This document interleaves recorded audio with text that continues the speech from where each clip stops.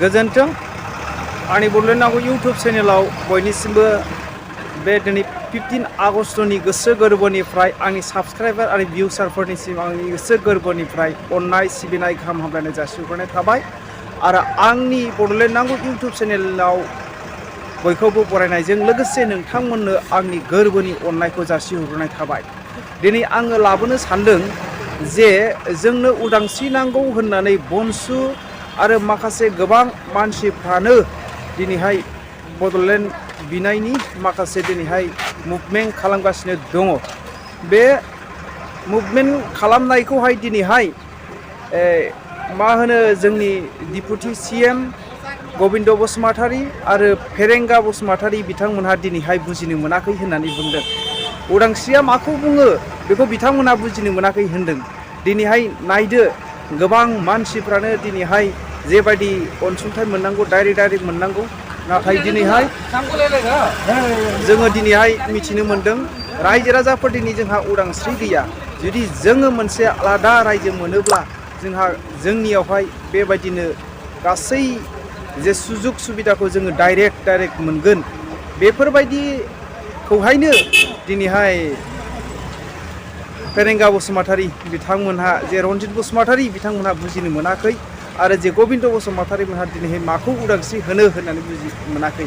नायदो नैबेनो बिथांमोननि बिटिआरनि उदांस्रिया नोंथांमोना खोनासंनानै दिनै बुजिनो हागोन आरो कमेन्ट खालामनो हागोन। बिदा फंबाय बिखुनजो गासिबो मोनाखै रावबो लाङो मोना 1000 फैसाबो मोनफेरा 500बो मोनफेरा जोङो हदायबो मोनफेरा आरो दानि सरखार गोदान बेबो गैफेरा सिगांनियावबो गैफेरा ओंखायनो जोङो दा रागासो जोङो बिदि फैयोबा रागासो जोङो आंथ' सेंग्रा सिख्ला देरजोब्बाय दाबो जेबो सरखारनि जेबो मोना जोङो सार गोदोबो बिहाव बिखुनजोनि दिनावबो मोना जोंनि दिनावबो नै दासिमबो मोना सरखार। दिनैनि जा चिरां जिल्लानि सिङाव जोंनि नैबे खुंग्रिं फावरागुरि हालामाव जा स्टेट गभर्नमेन्टनिफ्राय मडेल अंगनबादि सेन्टार दुलाराय आसामाव मडेल अंगनबादि सेन्टारखौ गिबियावनो जोंनि सिडली ब्लक डेभेलपमेन्ट ब्लकनिफ्रायसो मोननो हादों। बेखौ दिनै चिफ मिनिस्टारा एप्रिसियेट खालामगासिनो दङ।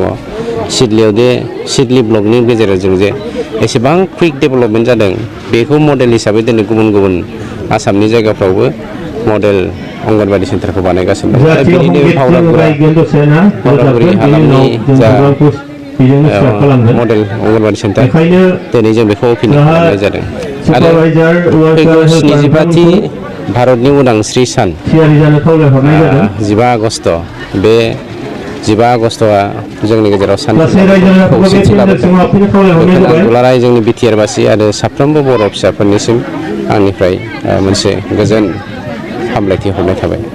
सार नाथाय दिनैबो बर' माखासे बर'फ्रा उदांस्रि मोनाखै आरो बड'लेण्ड सोमावसारदों दिनै बावैसो सान सिगां जागायफिनदों बेनि सायाव सारा माफोर बुङो? उदांस्रिया मा धरननि उदांस्रिखौ बुंदों आं बेखौ मिथिला। स्टेटनि सिङावनो स्टेट अर्थात भारतनि सिङावनो